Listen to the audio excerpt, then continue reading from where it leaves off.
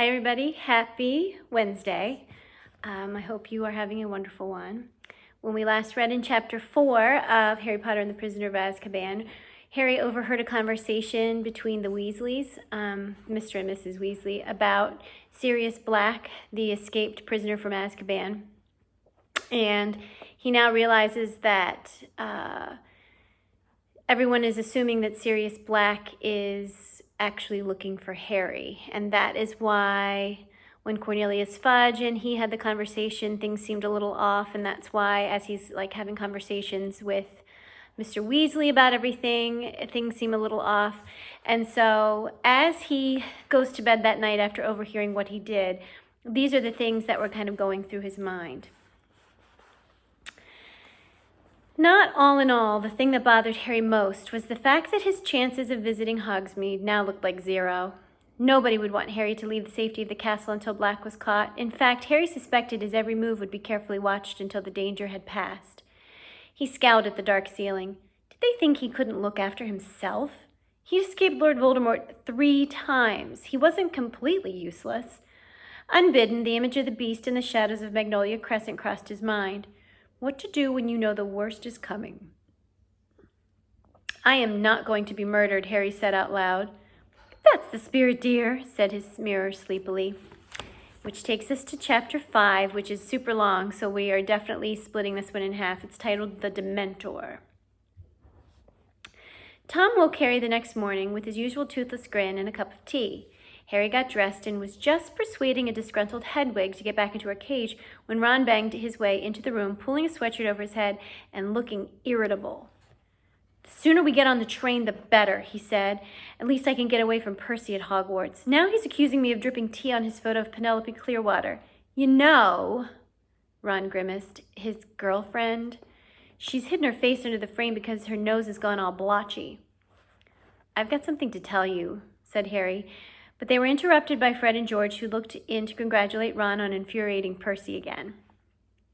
They headed down to breakfast, where Mr. Weasley was reading the front page of the Daily Prophet with a furrowed brow, and Mrs. Weasley was telling Hermione and Ginny about a love potion she'd made as a young girl. All 3 of them were rather giggly. What were you saying? Ron asked to Harry as they sat down. Later, Harry muttered as Percy stormed in. Harry had no chance to speak to Ron or Hermione in the chaos of leaving.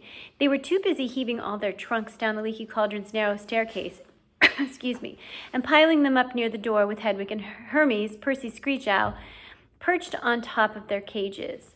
A small wickerwork basket stood beside the heap of trunks, spitting loudly. It's all right, Crookshanks, Hermione cooed through the wickerwork. I'll let you out on the train. You won't, snapped Ron. What about poor Scabbers, eh? He pointed at his chest, where a large lump indicated that Scabbers was curled up in his pocket. Mr. Weasley, who'd been outside waiting for the ministry cars, stuck his head inside. They're here, he said. Harry, come on. Mr. Weasley marched Harry across the short stretch of pavement toward the first 2 old-fashioned dark green cars, each of which was driven by a furtive-looking wizard wearing a suit of emerald velvet. In you get, Harry, said Mr. Weasley, glancing up and down the crowded street. Harry got into the back of the car and was shortly joined by Hermione, Ron, and to Ron's disgust, Percy. The journey to King's Cross was very uneventful compared with Harry's trip on the night bus. The Ministry of Magic car seemed almost ordinary, though Harry noticed that they could slide through gaps that Uncle Vernon's new company car certainly couldn't have managed. They reached King's Cross with 20 minutes to spare. The ministry drivers found them trolleys, unloaded their trunks, touched their hats in salute to Mr. Weasley, and drove away, somehow managing to jump to the head of an unmoving line at the traffic lights. Mr. Weasley kept close to Harry's elbow all the way into the station. Right then, he said, glancing around them, let's do this in pairs, as there are so many of us. I'll go through first with Harry. Mr. Weasley strolled toward the barrier between platforms 9 and 10, pushing Harry's trolley and apparently very interested in the Intercity 125 that had just arrived at platform 9. With a meaningful look at Harry, he leaned casually against the barrier.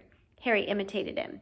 In a moment, they'd fallen sideways through the solid metal onto the platform 9 3/4 and looked up to see the Hogwarts Express, a scarlet steam engine puffing smoke over a platform packed with witches and wizards seeing their children onto the train. Percy and Ginny suddenly appeared behind Harry. They were panting and had apparently taken the barrier at a run. There's Penelope, said Percy, smoothing his hair and going pink again. Ginny caught Harry's eye, and they both turned away to hide their laughter as Percy strode over to a girl with long curly hair, walking with his chest thrown out so that she couldn't miss his shiny badge. Once the remaining Weasleys and Hermione had joined them, Harry and Ron led the way to the end of the train, past packed compartments to a carriage that looked quite empty. They loaded the trunks onto it, stowed Hedwig and Crookshanks in the luggage rack, then went back outside to say goodbye to Mr. and Mrs. Weasley. Mrs. Weasley kissed all her children, then Hermione, and finally Harry. He was embarrassed, but really quite pleased when she gave him an extra hug. "Do take care, won't you, Harry?" she said as she straightened up, her eyes oddly bright. Then she opened her enormous handbag and said, "I've made you all sandwiches. Here you are, Ron. No, they're not corned beef. Fred, where's Fred? Here you are, dear." "Harry," said Mr. Weasley quietly, "come over here a moment."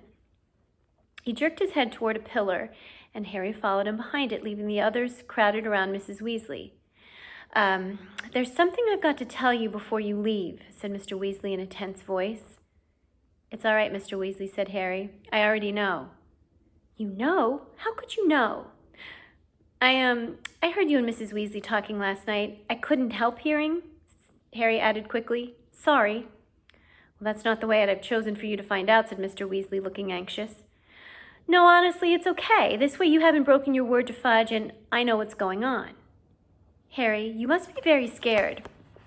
"I'm not," said Harry sincerely. "Really," he added, because Mr. Weasley was looking disbelieving. "I'm not trying to be a hero, but seriously, Sirius Black can't be worse than Voldemort, can he?" Mr. Weasley flinched at the sound of the name, but overlooked it. "Harry, I knew you were, made of stronger stuff than Fudge seems to think, and I'm obviously pleased that you're not scared, but—" "Arthur!" called Mrs. Weasley, who was now shepherding the rest onto the train. "Arthur, what are you doing? It's about to go." "He's coming, Molly," said Mr. Weasley, but he turned back to Harry and kept talking in a lower and more hurried voice. "Listen, I want you to give me your word." "That I'll be a good boy and stay in the castle?" said Harry gloomily. "Not entirely," said Mr. Weasley, who looked more serious than Harry had ever seen him. "Harry, swear to me you won't go looking for Black." Harry stared. "What?" There was a loud whistle. Guards were walking along the train, slamming all the doors shut. "Promise me, Harry," said Mr. Weasley, talking more quickly still, "that whatever happens—" "Why would I go looking for someone I know wants to kill me?" said Harry blankly. "Swear to me that whatever you might hear—" "Arthur, quickly!" cried Mrs. Weasley. Steam was billowing from the train. It had started to move. Harry ran to the compartment door, and Ron threw it open and stood back to let him on. They leaned out of the window and waved back at Mr. Weasley and Mrs. Weasley until the train turned a corner and blocked them from view. "I need to talk to you in private," Harry muttered to Ron and Hermione as the train picked up speed. "Go away, Ginny," said Ron. "Oh, that's nice," said Ginny huffily as she stalked off. Harry, Ron, and Hermione set off down the corridor looking for an empty compartment, but all were full except for the one at the very end of the train. This had only one occupant, a man sitting fast asleep next to the window. Harry, Ron, and Hermione checked on the threshold. The Hogwarts Express was usually reserved for students, and they had never seen an adult there before except for the witch who pushed the food cart. The stranger was wearing an extremely shabby set of wizard's robes that had been darned in several places. He looked ill and exhausted. Though quite young, his light brown hair was flecked with gray. "Who do you reckon he is?" Ron hissed as they sat down and slid the door shut, taking the seats farthest away from the window. "Professor R.J. Lupin," whispered Hermione at once. "How do you know that?" "It's on his case," she replied, pointing at the luggage rack over the man's head, where there was a small battered case held together with a large quantity of neatly knotted string. The name Professor R.J. Lupin was stamped across one corner in peeling letters. "Wonder what he teaches," said Ron, frowning at Professor Lupin's pallid profile. "That's obvious," whispered Hermione. "There's only one vacancy, isn't there? Defense Against the Dark Arts." Harry, Ron, and Hermione had already had 2 Defense the Dark Arts teachers, both of whom had lasted only 1 year. There were rumors that the job was jinxed. "Well, I hope he's up to it," said Ron doubtfully. "He looks like one good hex would finish him off, doesn't he? Anyway," he turned to Harry, "what were you going to tell us?" Harry explained all about Mr. and Mrs. Weasley's argument and the warning Mr. Weasley had just given him. When he'd finished, Ron looked thunderstruck, and Hermione had her hands over her mouth. She finally lowered them to say, Sirius Black escaped to come after you? Oh, Harry, you'll have to be really, really careful. Don't go looking for trouble, Harry. I don't go looking for trouble, said Harry, nettled. Trouble usually finds me. How thick would Harry have to be to go looking for a nutter who wants to kill him, said Ron shakily. They were taking the news worse than Harry had expected. Both Ron and Hermione seemed to be much more frightened of Black than he was. No one knows how he got out of Azkaban, said Ron uncomfortably. No one's ever done it before. And he was a top security prisoner, too. But they'll catch him, won't they? Said Hermione earnestly. I mean, they've got all the muggles looking out for him, too. What's that noise? Said Ron suddenly. A faint, tinny sort of whistle was coming from somewhere. They looked all around the compartment. It's coming from your trunk, Harry, said Ron, standing up and reaching into the luggage rack. A moment later, he'd pulled the pocket sneakoscope out from Harry's robes. It was spinning very fast in the palm of Ron's hand and glowing brilliantly. Is that a sneakoscope? Said Hermione interestedly, standing up for a better look. Yeah, mind you, it's a very cheap one, Ron said. It went haywire just as I was tying it to Errol's leg to send it to Harry. Were you doing anything untrustworthy at the time? Said Hermione shrewdly. No, well, I wasn't supposed to be using Errol. You know he's not really up to long journeys, but how else was I supposed to get Harry's present to him? Stick it back in the trunk, Harry advised as the sneakoscope whistled piercingly, or it'll wake him up. He nodded toward Professor Lupin. Ron stuffed the sneakoscope into a particularly horrible pair of Uncle Vernon's old socks, which deadened the sound, then closed the lid of the trunk on it. We could get it checked in Hogsmeade, said Ron, sitting back down. They sell that sort of thing in Dervish and Bangs, magical instruments and stuff. Fred and George told me. Do you know much about Hogsmeade? Asked Hermione keenly. I've read it's the only entirely non-Muggle settlement in Britain. Yeah, I think it is, said Ron in an offhand sort of way. But that's not why I want to go. I just want to get inside Honeydukes. What is that? Said Hermione. It's the sweet shop, said Ron, a dreamy look coming over his face, where they've got everything. Pepper imps, they make you smoke at the mouth. Great fat choco balls full of strawberry mousse and clotted cream. And really excellent sugar quills, which you can suck in class, and it just looks like you're thinking about what to write next. But Hogsmeade's a very interesting place, isn't it? Hermione pressed on eagerly.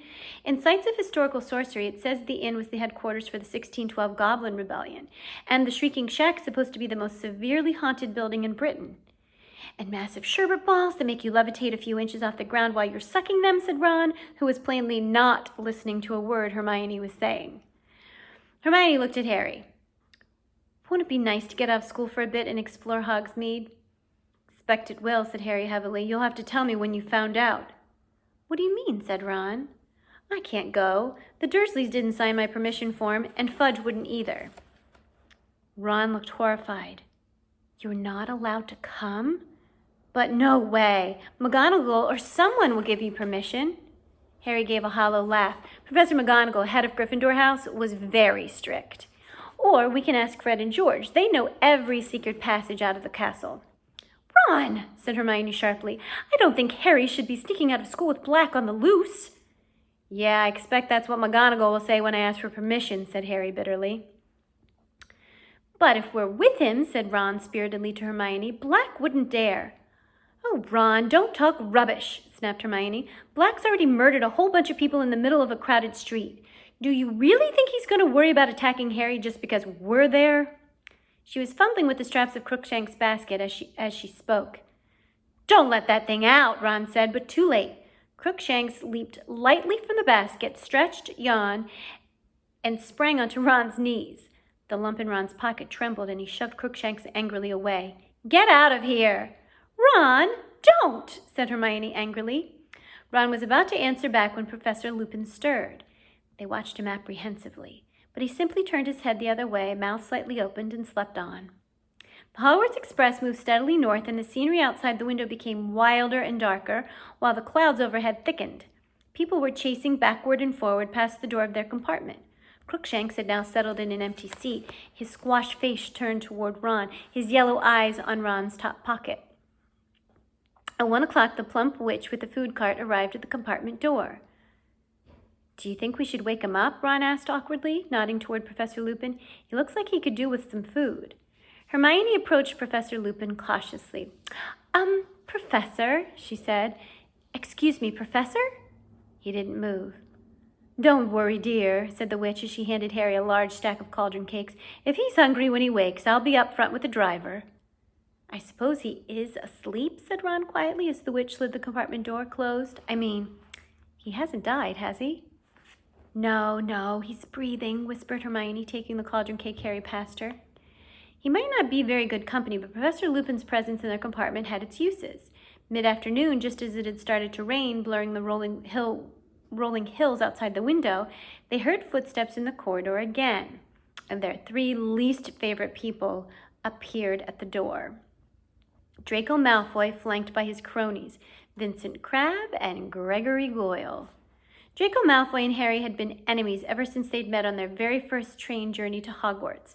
Malfoy, who had a pale-pointed, sneering face, was in Slytherin House. He played Seeker on the Slytherin Quidditch team, the same position that Harry played on the Gryffindor team. Crabbe and Goyle seemed to exist to do Malfoy's bidding. They were both wide and muscly. Crabbe was taller, with a pudding bowl haircut and a very thick neck. Goyle had short, bristly hair and long, gorilla-ish arms. Well, look who it is, said Malfoy in his usual lazy drawl, pulling open the compartment door. Potty and Weasel. Crabbe and Goyle chuckled trollishly. I heard your father finally got his hands on some gold this summer, Weasley, said Malfoy. Did your mother die of shock? Ron stood up so quickly he knocked Crookshanks's basket to the floor. Professor Lupin gave a snort. Who's that? Said Malfoy, taking an automatic step backward as he spotted Lupin. New teacher, said Harry, who got to his feet too in case he needed to hold Ron back. What were you saying, Malfoy? Malfoy's pale eyes narrowed. He wasn't fool enough to pick a fight right under a teacher's nose. Come on, he muttered resentfully to Crabbe and Goyle, and they disappeared. Harry and Ron sat down again, Ron massaging his knuckles. I am not going to take any crap from Malfoy this year, he said angrily. I mean it. If he makes one more crack about my family, I'm going to get a hold of his head and... Ron made a violent gesture in midair. Ron! Hissed Hermione, pointing at Professor Lupin. Be careful. But Professor Lupin was still fast asleep. The rain thickened as the train sped yet farther north. The windows were now a solid shimmering gray, which gradually darkened until lanterns flickered into life along the corridors and over the luggage racks. The train rattled, the rain hammered, the wind roared, but still Professor Lupin slept. He must be exhausted. We must be nearly there, said Ron, leaning forward to look past Professor Lupin at the now completely black window. The words had hardly left him when the train started to slow down.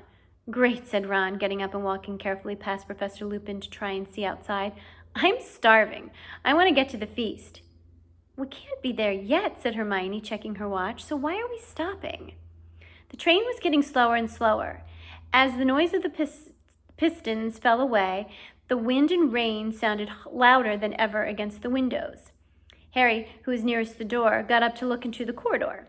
All along the carriage, heads were sticking curiously out of their compartments. The train came to a stop with a jolt, and distant thuds and bangs told them that luggage had fallen off the racks.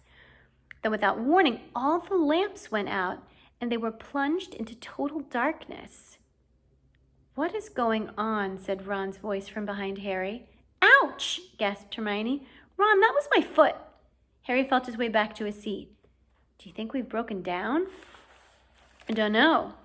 There was a squeaking sound, and Harry saw the dim, black outline of Ron wiping a patch clean on the window and peering out. There's something moving out there, Ron said. I think people are coming aboard. The compartment door suddenly fell open, and someone fell painfully over Harry's legs. Sorry, do you know what's going on? Ouch, sorry. Oh, hello, Neville, said Harry, feeling around in the dark and pulling Neville up by his cloak. Harry, is that you? What's happening? No idea. Sit down. There was a loud hissing and a yelp of pain. Neville had tried to sit on Crookshanks. I'm going to go and ask the driver what's going on, came Hermione's voice. Harry felt her pass him, heard the door slide open again, and then a thud and two loud squeals of pain. Who's that? Who's that? Ginny? Hermione? What are you doing? I was looking for Ron. Come in and sit down. Not here, said Harry hurriedly. I'm here. Ouch, said Neville. Quiet, said a hoarse voice suddenly. Professor Lupin appeared to have woken up at last. Harry could hear movements in his corner. None of them spoke. There was a soft crackling noise, and a shivering light filled the compartment. Professor Lupin appeared to be holding a handful of flames. They illuminated his tired gray face, but his eyes looked alert and wary. "Stay where you are," he said in the same hoarse voice, and he got slowly to his feet with a handful of fire held out in front of him. But the door slid slowly open before Lupin could reach it. Standing in the doorway, illuminated by the shivering flames in Lupin's hand, was a cloaked figure that towered to the ceiling. Its face was completely hidden beneath its hood. Harry's eyes darted downward, and what he saw made his stomach contract. There was a hand protruding from the cloak, and it was glistening, grayish, slimy-looking, and scabbed, like something dead that had decayed in water. But it was visible only for a split second. As though the creature beneath the cloak sensed Harry's gaze, the hand was suddenly withdrawn into the folds of its black cloak. And then the thing beneath the hood, whatever it was, drew a long, slow, rattling breath, as though it were trying to suck something more than the air from its surroundings. An intense cold swept over them all. Harry felt his own breath catch in his chest. The cold went deeper than his skin. It was inside his chest. It was inside his very heart. Harry's eyes rolled up into his head. He couldn't see. He was drowning in cold. There was a rushing in his ears as though of water. He was being dragged downward, the roaring growing louder. And that's where we're going to have to leave off. Such a cliffhanger, I know, but that's the middle of the chapter.